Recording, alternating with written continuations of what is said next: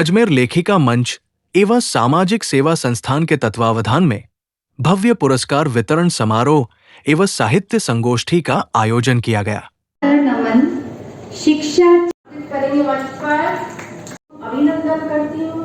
आप कार्य करती हैं और अभी ऊंचाइयां पाई है जर्रे में हम बहुत बड़ा साहित्य तो बहुत बड़ा दर्पण है समाज के लिए। साहित्य ने तो बहुत सारे दर्शन कराए हैं, तो इसके विषय में तो जितना मैं बोलूं उतना कम है। तो जितना हम पढ़ेंगे, जितना हम इतिहास की ओर जाएंगे, तो वहां न कहीं दर्शन मिलेगा। इसका फ्यूचर आप क्या समझते हैं साहित्य के क्षेत्र में? साहित्य का तो फ्यूचर कभी खत्म हो ही नहीं सकता। रामायण 500 वर्ष पहले लिखी गई, आज भी घर घर में बांची जा रही है, तो साहित्य ही तो है। और क्या है वो? रामचरितमानस क्या है?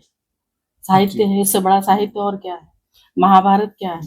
या वेद के हमारे श्लोक क्या है? ये सब साहित्य है। मैडम, आप साहित्यकार हैं, आप कवि हैं, तो आपने जब अपना लिखना शुरू करा तो किसके कहने से, कोई किसी से इंस्पायर्ड हुए आप या आपके? यस, इंस्पायर तो मैं दुष्यंत कुमार त्यागी, मैं जब कक्षा 8 में पढ़ती थी, 9 में पढ़ती थी, तो हिंदी गजल के जनक कहे जाने वाले दुष्यंत कुमार त्यागी का एक कहीं हिंदी मेरी पुस्तक में उनका एक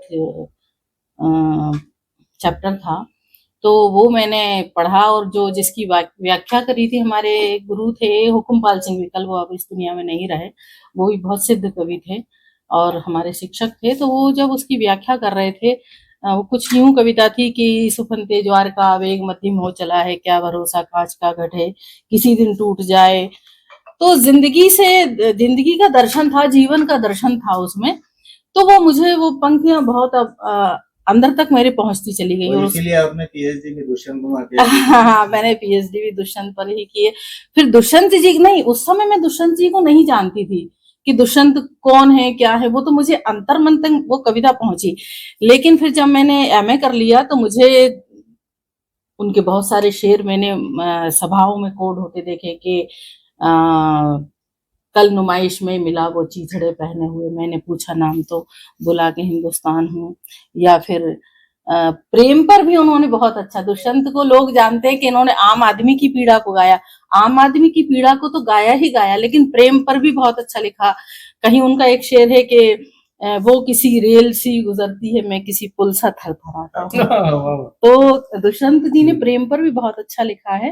तो मैं उनसे बहुत ही ज्यादा प्रभावित रही और उनकी जो साए में धूप पहला जो गजल संग्रह था वो मैंने पढ़ा। और जब मैं पीएचडी के लिए अपने गाइड के पास पहुंची तो वो ये विषय देने के लिए तैयार ही नहीं थे।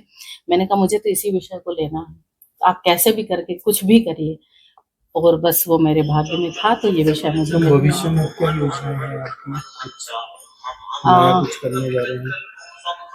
नया तो किताबें हमारी आएंगी। किताबें तो ऐसा है कि 100 वर्ष तक भी अगर जिंदा रहती हैं, लोगों के पास पहुंचती हैं, हमारे भाव पहुंच जाते हैं। क्योंकि ये मोबाइल तो एक ऐसी चीज है कि 1 सेकंड के अंदर खत्म भी हो जाएगा।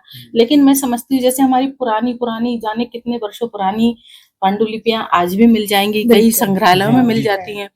तो अगर मैं समझती हूँ कि मेरी किताब आज की डेट से 100 वर्ष बाद तक भी अगर लोगों के मन तक पहुंचती है, लोगों के हाथों में पहुंचती है और कोई बात मेरी प्रभावित करती है, तो मेरा जीवन शायद ये जन्म भी और अगले जन्म में जो भी रहूं तो सार्थक होगा।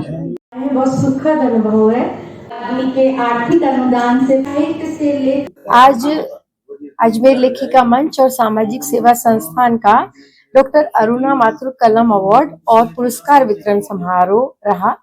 उसमें हमारी मुख्य अतिथि भोपाल से आदरणीय डॉक्टर अनु सपन, डॉक्टर अनीता शर्मा जी थे और अध्यक्षता आज के कार्यक्रम की चांसलर आदरणीय कैलाश सुडानी जी ने। कार्यक्रम के विशिष्ट अतिथि रहे डॉक्टर विवेक माथुर और डॉक्टर बसंत सिंह सोलंकी, जो सचिव हैं राजस्थान साहित्य अकादमी के। इसका उद्देश्य क्या है? कार्यक्रम में पूरे वर्ष 2025 में 8 साहित्यिक प्रतियोगिताएं कराई गई ताकि हम साहित्य को आगे बढ़ा सके, साहित्य को सीख सके, साहित्य को समझ सके। उस प्रतियोगिताओं में जो विनर रहे जो पुरस्कार जिनको मिला उन सबको आज पुरस्कार दिया गया। इसके अलावा डॉक्टर अरुणा माथुर के नाम से हम एक डॉक्टर अरुणा माथुर अवार्ड करते हैं हर साल, उसमें 89 प्रविष्टियां प्राप्त हुई थी और गांव से जैसे पटना से, कोटा से, ब्यावर से सभी जो पुरस्कृत हुए और जो नहीं हुए वो भी साहित्यकार आए थे अपना पुरस्कार लेने और इस कार्यक्रम में हिस्सा बनने। इसके अलावा हम चूंकि सामाजिक सरोकारों से जुड़कर भी कार्यक्रम करते हैं, हमने दयानंद बाल आश्रम के 6 बच्चे जिन्होंने शैक्षणिक योग्यता में एक्सीलेंट नंबर प्राप्त किए थे, उन 6 बच्चों को भी आज पुरस्कृत किया। कुल मिलाकर साहित्य में अच्छा काम करने वाले, अच्छा लेखन, अच्छा पढ़ने वालों को आगे बढ़ाने के लिए अजमेर लेखिका मंच और सामाजिक सेवा संस्थान ये कार्यक्रम करता है हर वर्ष। मैं डॉक्टर मधु खंडेलवाल, अजमेर लेखिका मंच।